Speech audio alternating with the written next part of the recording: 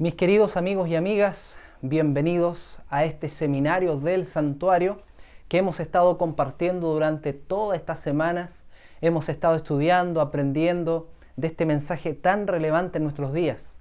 Pareciera ser que el mensaje del santuario era un mensaje desconocido para muchos. Pareciera ser que el mensaje del santuario no es un mensaje que se estudia con regularidad, pero que sin embargo nos ha servido bastante para comprender algunas verdades que están reveladas en la palabra del Señor y que han sido de bendición para cada uno de nosotros. Así que mis queridos amigos y amigas, una vez más, bienvenidos a este tema número 8, titulado Cristo nuestro sumo sacerdote. Sin duda alguna hemos estudiado diferentes temáticas desde lo que se realizaba en el santuario terrenal y ahora estamos pasando derechamente en un plano cristológico, en un plano en el cual estamos analizando el ministerio de Cristo propiamente tal, porque si bien ustedes saben, el tema anterior analizamos un poquito acerca de el sacrificio que realizó Cristo en favor de nosotros en la cruz del Calvario para el perdón y la expiación de nuestros pecados, pero que en esta hora nosotros vamos a investigar y vamos a analizar un poquito más en profundidad el ministerio que está realizando Cristo ahora en el cielo. Como usted bien sabe, Cristo murió en la cruz, resucitó al tercer día, estuvo 40 días con sus discípulos, dándoles las últimas instrucciones, enseñándoles algunos otros detalles, mencionándoles la venida, que iba a venir el Espíritu Santo y que Él se iba a ir, pero ellos no iban a estar solos.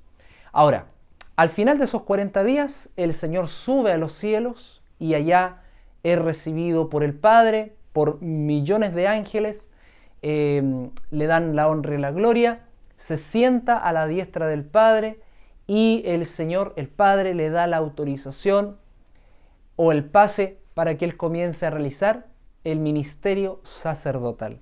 Y es por eso que nosotros en esta tarde vamos a estudiar este asunto del ministerio sacerdotal de Cristo. No te olvides suscribirte a este canal. Si tienes algún comentario, si quieres hacer alguna consulta o pregunta, más abajito en el video puedes escribir, dale me gusta y comparte este mensaje con tus amigos, con tus vecinos, con tu familia, con todos aquellos que tienen sed de la palabra de Dios. Antes de comenzar y abrir las escrituras, es importante hacer algo, como lo hacemos durante todo este seminario, buscar la presencia de nuestro Dios. Te invito a que inclines tu rostro para que elevemos una oración ante el Señor. Nuestro Dios que estás en los cielos, alabo tu nombre en esta tarde. Te agradezco, Señor, porque me has permitido venir y estar acá junto a los que escuchan, a los que ven este seminario del santuario. Señor, gracias porque este mensaje ha sido de bendición, ha sido un mensaje inspirador para cada uno de nosotros y rogamos una vez más, Señor, que sea tu Santo Espíritu el que hable. Que no sean mis palabras, sino que sea el Espíritu Santo el que habla a través de mi persona. Y que tú me uses con poder para poder enseñar este mensaje revelado para nosotros. En el nombre de Jesús. Amén, Señor. Amén. También, mis queridos, algo adicional que quiero compartir. Si tú tienes algún pedido de oración, si tú tienes alguna necesidad que estás pasando, si tú tienes alguna aflicción, puedes escribirme de forma interna. Muy bien. Mis queridos, vamos a empezar entonces. Vamos a empezar, mis queridos amigos, entonces con este mensaje del santuario celestial, Cristo nuestro sumo sacerdote. Así que vamos al versículo base de este mensaje, tema número 8, que se encuentra en el libro de Hebreos, capítulo 8, versículos 1 y 2. Hebreos capítulo 8, versículos 1 y 2. Dice así la palabra del Señor. Ahora bien, el punto principal de lo que venimos diciendo es que tenemos tal sumo sacerdote, el cual se sentó a la diestra del trono de la majestad de los cielos. Él es ministro del santuario y de aquel verdadero tabernáculo que levantó el Señor y no el hombre. Aquí el apóstol Pablo afirma y recontrafirma de que Cristo subió a los cielos, se sentó a la diestra del Padre, que aquí el apóstol Pablo lo relaciona con la majestad de los cielos, hace alusión al Padre, por supuesto, Y desde ese momento el Señor Jesucristo comienza a hacer una obra en el santuario como sumo sacerdote. Usted a esta altura me imagino que ya sabe qué es un sumo sacerdote, porque los temas anteriores hemos estado estudiando, hemos estado analizando la funcionalidad del sumo sacerdote en el santuario terrenal, que recordemos era en la figura de Aarón. Pero que sin embargo acá el apóstol Pablo utiliza una palabra interesante. En el versículo 2 dice, Él es ministro del santuario. La palabra ministro tiene relación con servicio. Es decir, Cristo está en el santuario haciendo un servicio. Está sirviendo al mundo, ofreciendo su sacrificio para perdonar y para salvar pecados.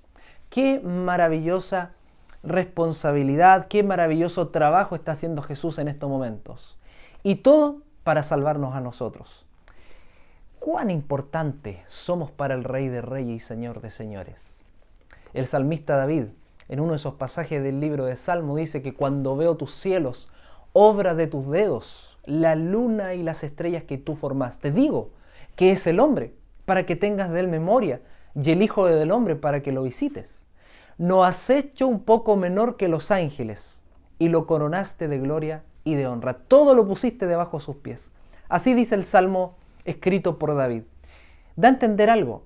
En la inmensidad del universo, en la inmensidad de las constelaciones, las galaxias, y cuando nosotros analizamos científicamente cuál es el porte de la Tierra en relación al universo, somos un grano de arena. Y en este grano de arena, en este vasto universo, hay un Dios que nos ama, hay un Dios que está pendiente de nosotros, hay un Dios que está atento a los sucesos de este mundo, pero también hay un Dios que se preocupa por nuestra salvación. Ahora bien, en relación a Cristo como sumo sacerdote, hay un personaje un tanto misterioso que aparece en el libro de Génesis, de nombre Melquisedec.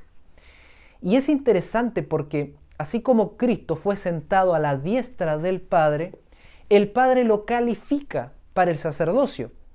Ahora, nosotros vamos a leer 2 versículos y después vamos a leer otros más en relación a este personaje Melquisedec, porque el título, si ustedes ven ahí la diapositiva, dice Cristo sacerdote bajo el orden de Melquisedec.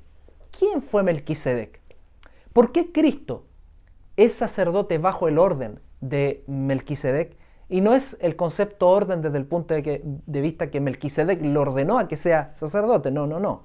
Es desde el punto de vista de que Melquisedec, este personaje un tanto misterioso, tiene cualidades y características muy similares a Cristo.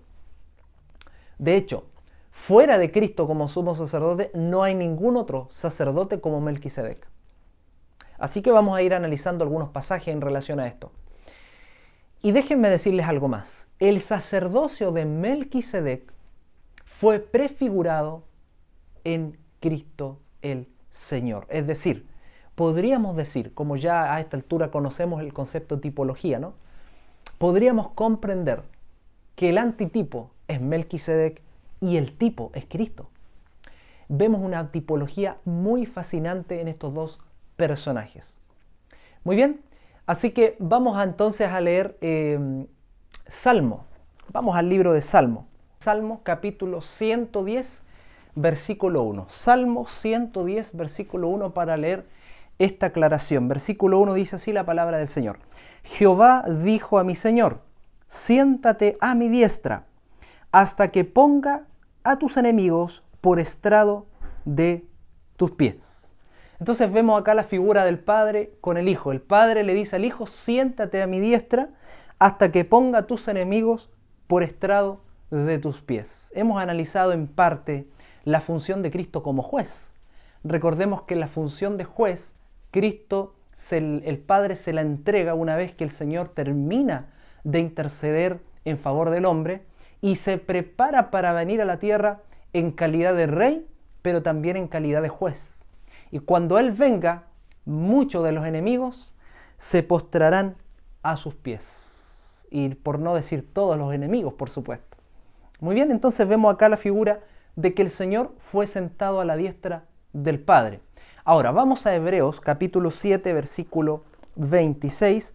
Hebreos capítulo 7, versículo 26, dice así la palabra de Dios: tal sumo sacerdote nos convenía, santo, inocente, sin mancha, apartado de los pecadores y hecho más sublime que los cielos. Gloria a Dios. ¿Se dan cuenta que este hombre, mitad divino, Jesús, su naturaleza es única, dicho sea de paso? No hay ninguna naturaleza que se equipare a la naturaleza de Jesús. Jesucristo fue recibido, fue exaltado en el cielo, y el apóstol Pablo agrega que este sumo sacerdote es santo, es inocente, sin mancha, apartado de los pecadores, y más encima, dice Pablo, hecho más sublime que los cielos. No hay mejor sumo sacerdote en este mundo como la persona de Cristo, quien puede interceder por nosotros. Ahora bien, vamos a Génesis capítulo 14. Vamos a Génesis capítulo 14 y vamos a descubrir este versículo también de la palabra del Señor. ¿Ya? Génesis capítulo 14, versículos 8 al 20. Bien, bueno, yo quisiera también, antes de poder leer este versículo, poder leer algunas otras aclaraciones. El sacerdocio de Melquisedec fue superior al sacerdocio levítico. Recordemos que en el sacerdocio levítico estaba Aarón y sus hijos. ¿Por qué Aarón y sus hijos? No eran simplemente porque era hermano de Moisés, sino porque Aarón pertenecía a la tribu de Leví. Y de la tribu de Leví el Señor escogía a hombres que sirvieran en el santuario, y dentro de la tribu de Leví también el Señor escogía a sacerdotes, y en este caso al sumo sacerdote, que fue llamado Aarón. En el libro de Éxodo y en todos los primeros 5 libros de la Biblia fue Aarón el sumo sacerdote. Pero aunque vemos que la figura del sumo sacerdote fue relevante y fue importante en el santuario terrenal, es evidente que la figura de Melquisedec es superior a la figura de Aarón. Ahora bien, la funcionalidad de Aarón, como ya le he comentado en algunos temas anteriores, prefiguraba, por supuesto, la funcionalidad de Cristo. Porque así como el pueblo dependía de que Aarón entrara en el lugar santísimo para expiar al pueblo, de que Aarón presentara las ofrendas del pueblo, de que Aarón se movilizara y de que Aarón estuviera a cuentas con el Señor, de la misma manera nosotros dependemos de Cristo, quien es el único quien puede ser nuestro intercesor, quien es el único quien puede salvarnos. Por lo tanto, vemos una figura, una tipología, por decirlo así, entre la funcionalidad de Aarón y el ministerio de Cristo. Y bueno, sabemos que así como el sacerdocio de Melquisedec es superior al sacerdocio de Aarón, o en este caso al sacerdocio levítico, evidentemente el sacerdocio de Jesús es superior o mejor que el sacerdocio de Aarón. Ahora sí, vamos a Génesis capítulo 14 y vamos a leer desde el versículo 18 al 20. Génesis 14, desde el versículo 18 al 20, dice así la palabra de Dios. Entonces Melquisedec, rey de Salem y sacerdote del Dios Altísimo, sacó pan y vino y lo bendijo diciendo: bendito sea Abraham del Dios Altísimo, creador de los cielos y de la tierra, y bendito sea el Dios Altísimo que entregó a tus enemigos en tus manos. Si ustedes se dan cuenta, en este relato del libro de Génesis existió un personaje de nombre Abraham. Dicho sea de paso, todavía no se llamaba Abraham, ojo, sino que se llamaba Abram, porque todavía el Señor no había hecho un pacto con Abraham. Y recordemos que los nombres tenían un significado muy relevante en esa época. Si yo me llamaba Abraham, tenía un significado importante, ¿no? Cada nombre en el Antiguo Testamento tenía un significado relevante. Ahora bien, vemos que este Melquisedec es llamado sacerdote del Dios Altísimo y además se describe como rey de Salem. No se sabe a ciencia cierta qué era Salem. Algunos creen que era una ciudad, algunos creen que era una aldea, otros directamente dicen que es el propio Jerusalén, que todavía no estaba conformada como Jerusalén, pero que en ese tiempo se llamaba Salem. Y Salem viene de la palabra Shalom, podríamos decir en hebreo, y también se puede traducir como paz. Aquí podríamos decir que rey de Salem se puede traducir también como rey de paz, o algunos traductores también lo mencionan como rey de justicia, rey de justicia. Y este sacerdote era sacerdote del Dios Altísimo. Y la Biblia dice que sacó pan, sacó vino y bendijo este alimento, bendijo a Abraham y bendijo al Dios Todopoderoso que entregó a tus enemigos, dice, en tus manos. Vemos que aquí Melquisedec, como aparece allí en la fotografía, bendice al patriarca Abraham. Hago una pregunta para ver si estás atento. En la época de Abraham, ¿había un santuario terrenal? ¿Había un tabernáculo terrenal en la época de Abraham? No, mis amigos y amigas. En la época de Abraham todavía no estaba construido el santuario terrenal. Recuerden que Abraham vivió mucho antes que Moisés. Mucho antes que Moisés. Por lo tanto, en esta época no había santuario. Pero que evidentemente la figura del sacerdote, la figura de entregar una ofrenda, Noé entregó una ofrenda después que el arca se asentó en el Ararat, en el monte Ararat, entregó y ofreció una ofrenda. Vemos la figura que el Señor sacrificó un animal cuando Adán y Eva pecaron. Por lo tanto, vemos figuras de personajes bíblicos que entregaron ofrenda ante el Señor. Por lo tanto, la figura de ofrecer un sacrificio ya existía antes de Moisés. Por lo tanto, como existía antes de Moisés, entendemos lo siguiente. Desde que se inició el pecado en esta tierra, el Señor tuvo que implementar esta forma de expiación de pecados a través del sistema de sacrificios. Pero es interesante que este sacerdote Melquisedec aparece solamente aquí en este pasaje de Génesis. Después lo encontramos en el Nuevo Testamento, pero solamente lo encontramos aquí en el libro de Génesis. Y lo encontramos aquí en el libro de Génesis y no encontramos ninguno más hasta el momento de que se selecciona al sacerdocio levítico. De hecho, antes de eso no hay alusión a otros sacerdotes. El único que aparece acá es Melquisedec. Vamos a otro texto. Salmo 110. Nosotros ya leímos Salmo 110.1, pero ahora vamos a leer el versículo 4. Salmo 110, versículo 4. Salmo 110, verso 4. Vamos a buscar aquí en la palabra del Señor. Si tú ya lo tienes, bueno, alabado sea el Señor, pues estás interesado, estás buscando, estás gozoso y anheloso de poder aprender más. Versículo 4 dice: juró Jehová y no se arrepentirá.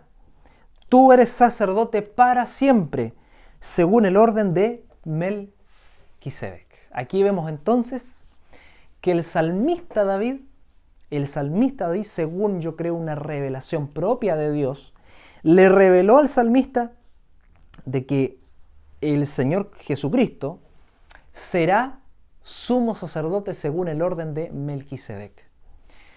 Ahora, ¿cuándo se cumplió eso?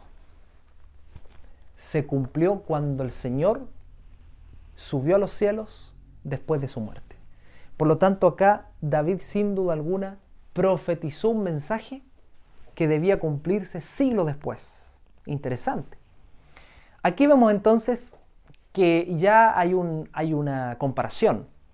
Vemos acá un orden, vemos acá un suceso progresivo de dos personajes, Melquisedec y Jesús. Pero hasta ahora no hemos descubierto si hay más semejanzas entre uno y otro para definir realmente quién era Melquisedec y por qué el Señor reveló a este personaje en el Antiguo Testamento. Vamos a Hebreos capítulo 7 y vamos a leer, mis queridos amigos, desde el versículo 2.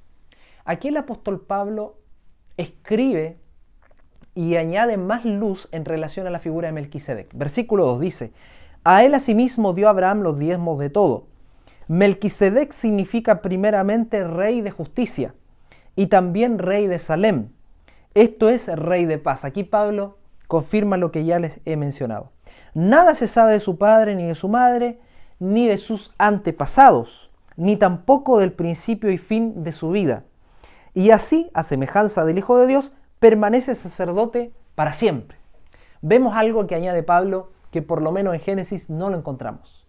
Dice Pablo que Melquisedec no tenía descendencia, que Melquisedec no tenía padre ni madre, y que además no se sabe el paradero de Melquisedec. Dice, permanece sacerdote para siempre.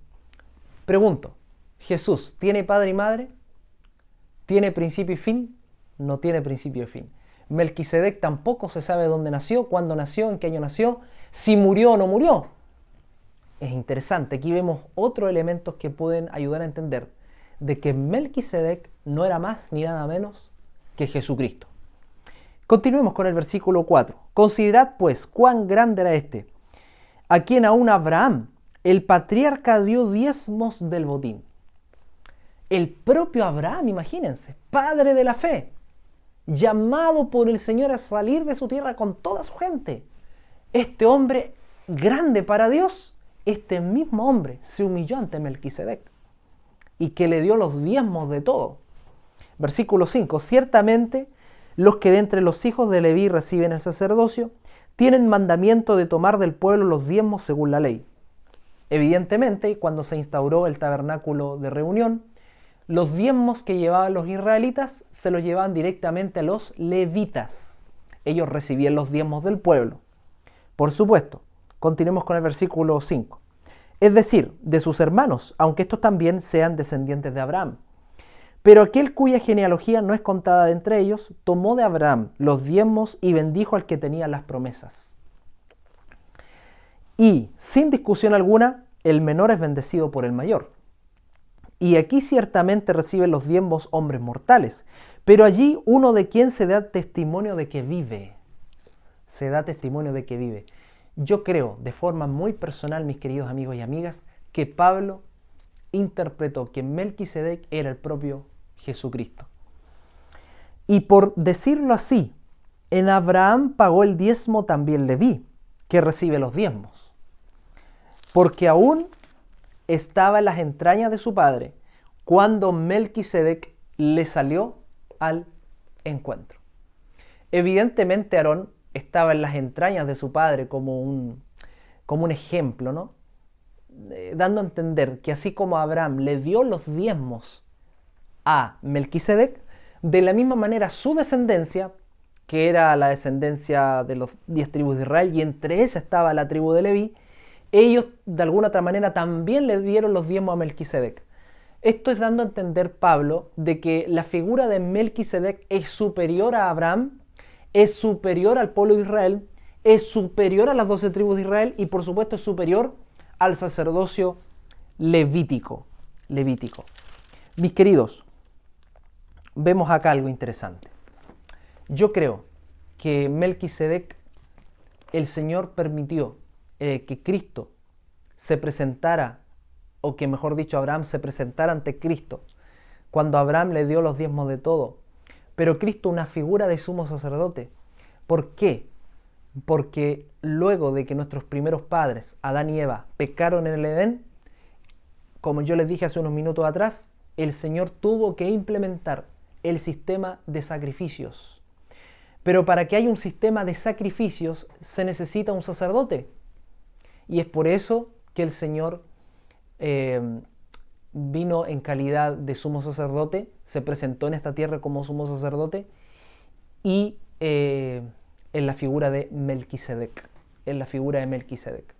Recuerden ustedes cuando el propio Jesús se presentó ante Abraham y 2 varones más eran ángeles y fueron a visitar a Abraham. Era el mismo Jesús.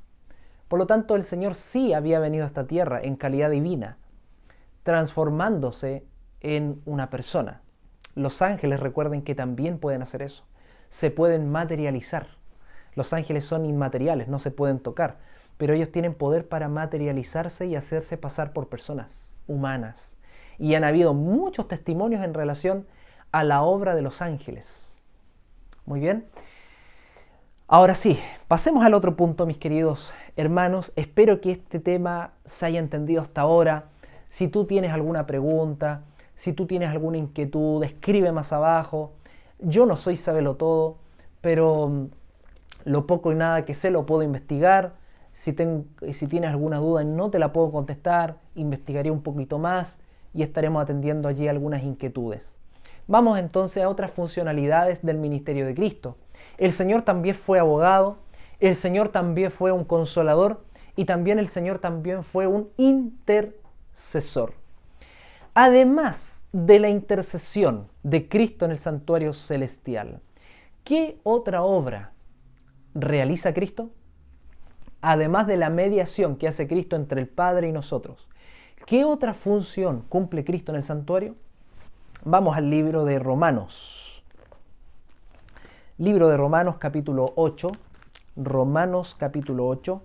Y vamos a leer desde el versículo 31 al 34. Romanos capítulo 8, versículos 31 al 34. Dice así la palabra del Señor. ¿Qué pues diremos a esto? Si Dios es por nosotros, ¿quién contra nosotros? El que no escatimó ni a su propio Hijo, sino que lo entregó por todos nosotros, ¿cómo no nos dará también con Él todas las cosas? ¿Quién acusará a los escogidos de Dios? Dios es el que justifica. ¿Quién es el que condenará? Cristo es el que murió, más aún el que también resucitó, el que además está a la diestra de Dios, el que también intercede por nosotros. A Dios sea la honra y la gloria. Mis queridos amigos, vemos otra función de Cristo. Cristo, como murió y resucitó, también Él tiene el poder y la autoridad de pelear las batallas en favor nuestro. Nosotros, sin duda, padecemos situaciones difíciles todos los días. Todos los días podemos ser tentados por el enemigo. Todos los días estamos en una situación donde podemos caer en algún peligro, en alguna dificultad, en nuestra propia vida, en la vida de nuestros amados, seres amados, de nuestra familia. Todos los días estamos ahí exentos, no estamos exentos ante alguna situación difícil. Pero Cristo también es el que pelea la buena batalla por nosotros, porque el Señor pelea por nosotros. El enemigo es el que quiere destruirnos, el enemigo quiere aplastarnos, el enemigo quiere alejarnos de nosotros, pero el Señor es el que nos defiende, el Señor es nuestro abogado, el Señor es aquel que intercede con nosotros, pero también pelea por nosotros, es aquel que está delante de nosotros, es nuestro comandante, porque cuando nosotros seguimos a Jesús, cuando nosotros comenzamos a procurar tener una comunión con el Señor, cuando nosotros comenzamos a procurar buscar su rostro, déjame decirte, mi querido amigo y amiga, que es el Señor el que va a estar delante de ti. Y cuando tú estés bajo las alas del Todopoderoso, serás prosperado y bendecido. Ahora bien, ¿qué pasa si yo, mientras camino con el Señor, mientras me congrego, mientras guardo los mandamientos, mientras hago la voluntad de Dios, haciendo buenas obras, ayudando al prójimo?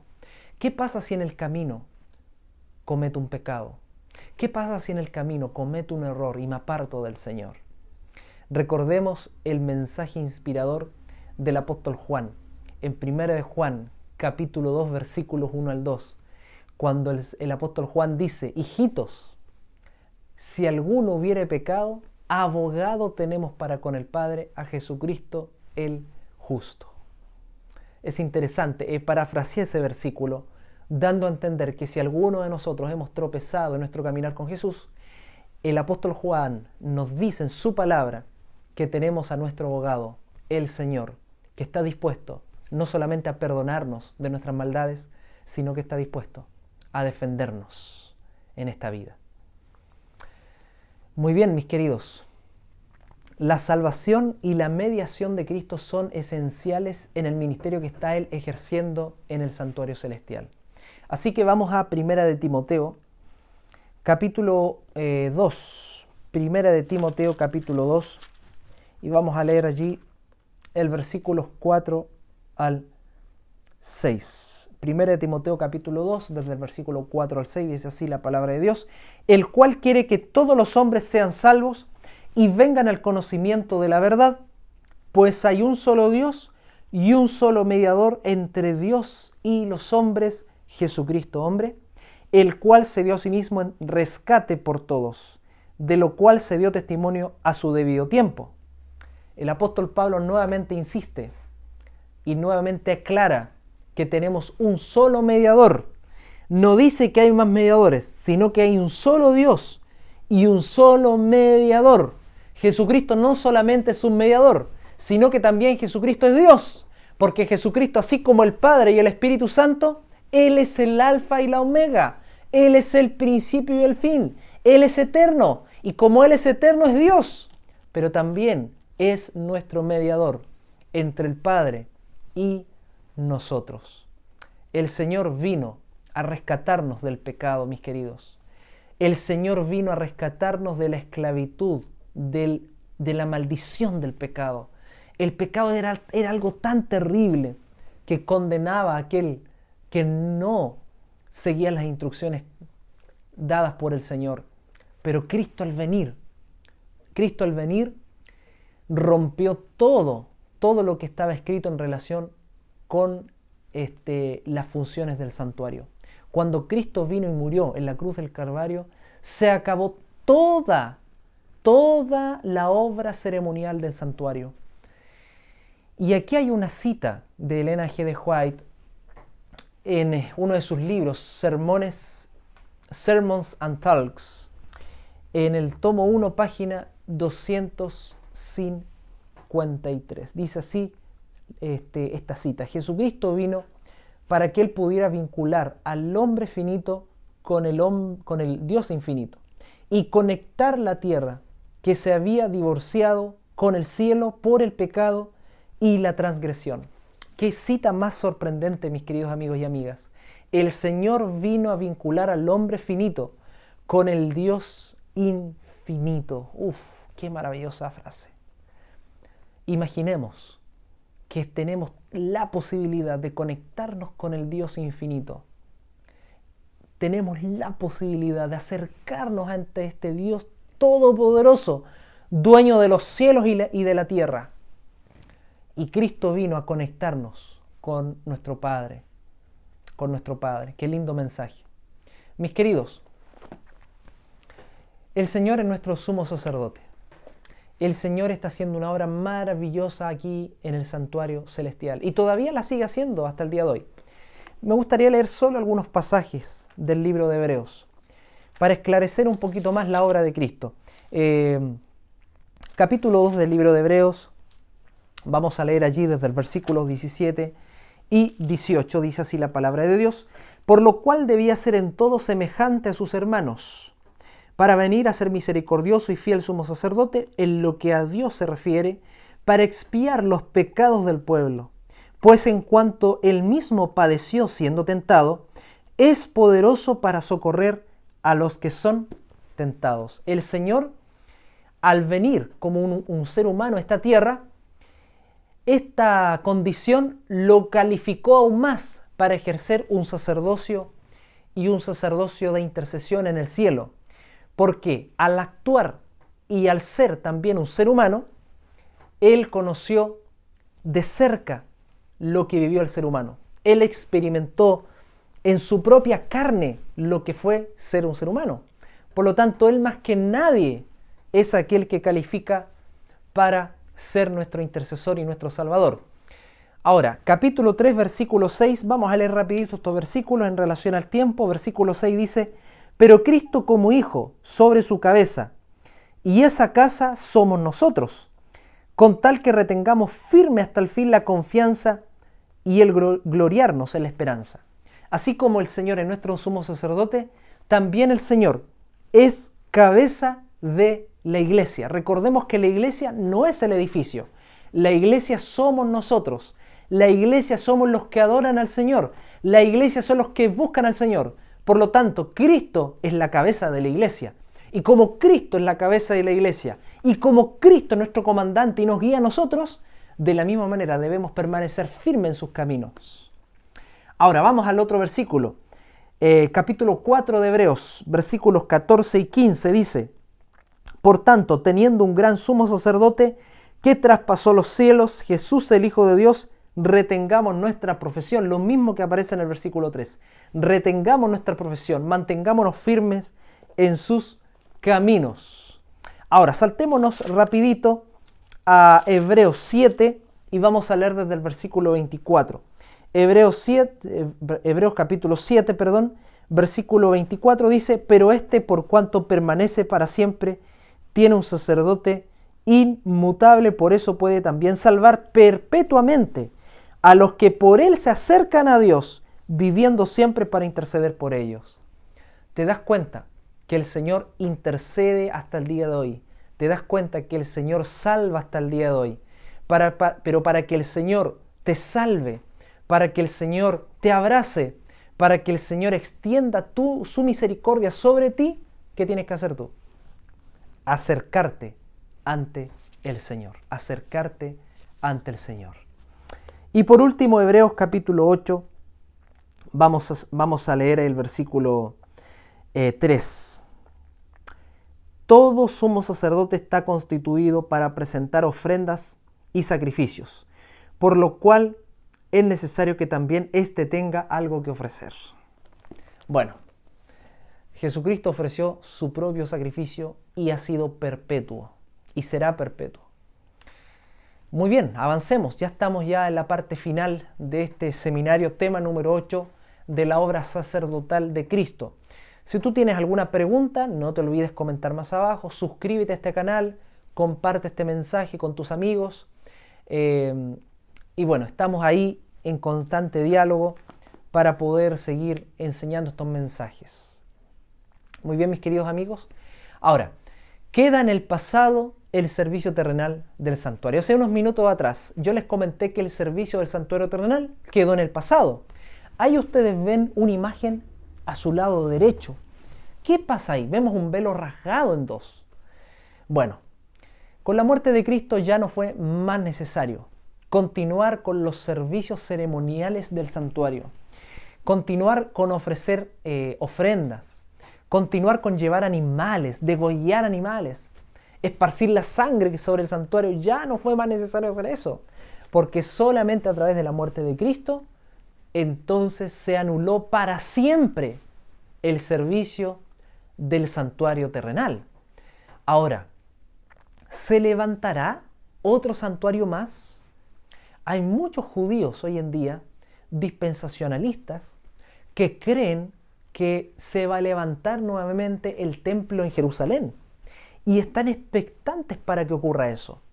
Déjame decirte, amigo mío, que eso no es bíblico, que la enseñanza de un nuevo templo, amparado en algunos textos del Antiguo Testamento, no tiene consistencia bíblica.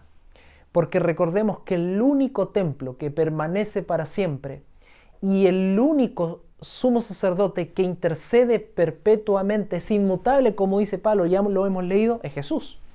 Por lo tanto, no es necesario y no va a ser más necesario seguir levantando otro templo con otros sacrificios, no. Porque solo el sacrificio y el sacerdocio de Cristo, con eso basta y sobra.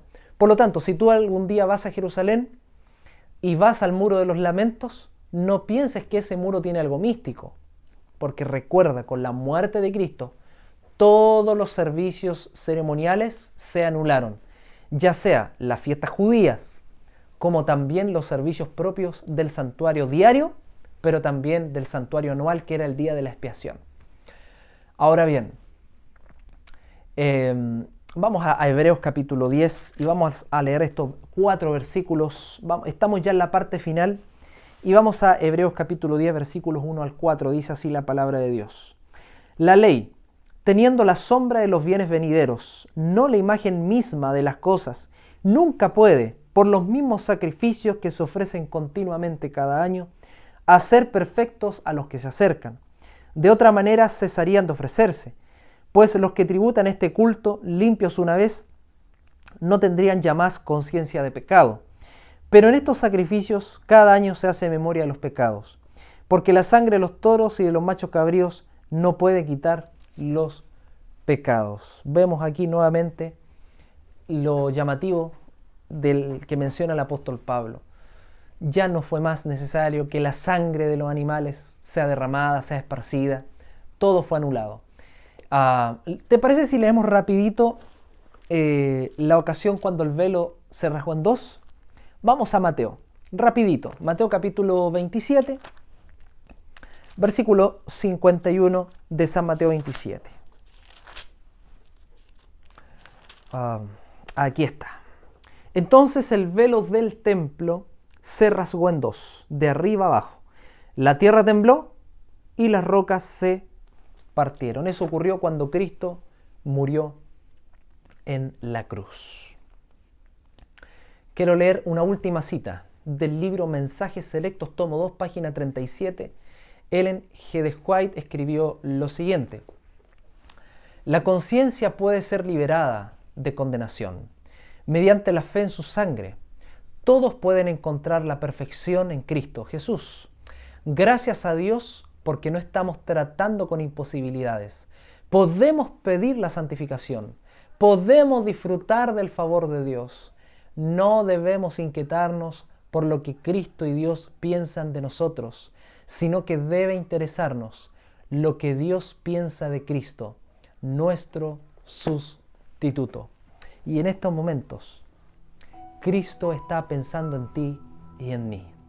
En estos momentos, Cristo ofrece su salvación perfecta.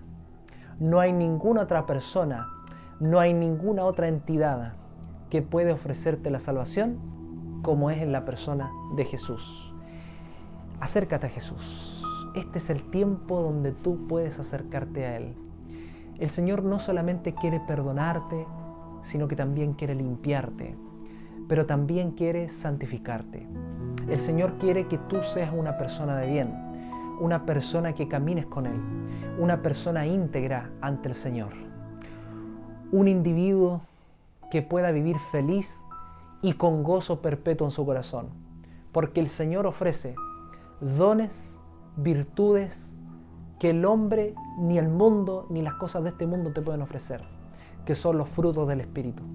Cuando tú aceptas a Cristo, lo recibes en tu corazón, tu vida es transformada y tu vida cambia.